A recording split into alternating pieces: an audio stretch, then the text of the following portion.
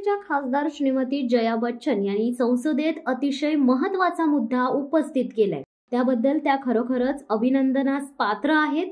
भारतात ज्येष्ठ नागरिक असणे हा काही गुन्हा आहे का? आणि असे असेल तर 65 वर्षांवरील सर्व नागरिकांना मारूनच टाकावे, कारण सरकार या ज्येष्ठ राष्ट्र निर्मात्यांकडे लक्ष देण्यास इच्छुक दिसत नाही। असे सरकारी राजकीय धोरणांवरून हे स्पष्टच होते आहे। भारतातील ज्येष्ठ नागरिक वयाच्या 70 वर्षानंतर वैद्यकीय विम्यासाठी पात्र नाहीत, त्यांना EMI वर कर्ज मिळत नाही, ड्रायव्हिंग लायसन्स दिले जात नाही, या वयात त्यांना कोणतेही काम मिळत नाही आणि याचमुळे त्यांना आपले उर्वरित आयुष्य जगण्यासाठी नेहमी इतरांवर अवलंबून राहावे लागते। वास्तविकता पाहिले तर त्यांनी निवृत्ती वयापर्यंत सर्व कर, विमा पॉलिसी, प्रीमियम भरलेले असतात। ज्येष्ठ नागरिक झाल्यानंतर देखील त्यांना सर्व कर भरावेच लागतात। भारतात ज्येष्ठ नागरिकांसाठी कोणतीही ठोस योजना नाही। विमान प्रवासावरची ज्येष्ठ नागरिक विशेष सूट देखील आता बंद करण्यात आली आहे। पण ज्येष्ठ नागरिक म्हणून उंबरठा ओलांडला की भारतातील या ज्येष्ठ नागरिकांना अशा चक्रव्यूहातून बाहेर पडता पडता दमछाक होते। या बाबतीत दुसरी विशेष गोष्ट म्हणजे राजकारणातील ज्येष्ठ नागरिकांना आणि आमदार, खासदार किंवा मंत्री यांना मात्र शक्य तितक्या सर्व सुविधा, फायदे दिले जातात, पण यापासून वंचित राहावे लागते ते म्हणजे सामान्य ज्येष्ठ नागरिकास।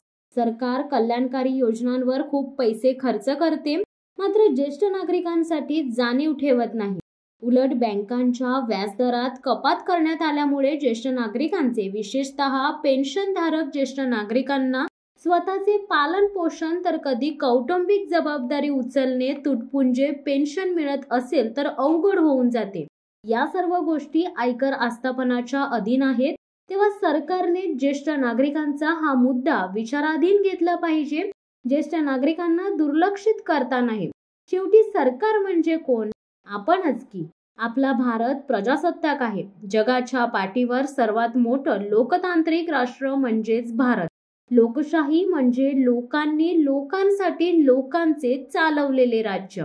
सरकार जे नेहमीच प्रामाणिक असते आणि असावे, म्हणून आपण आशा करूया की सबका साथ सबका विकास असं जर का सरकारच बोधवाक्य नेहमी ऐकायला मिळते, ते सरकार अशा राष्ट्र उभारणीत सदैव योगदान देत आलेल्या उच्चांकित वयाच्या पलीकडे गेलेल्यांसाठी काहीतरी ठोस पावलं नक्की उचलेल।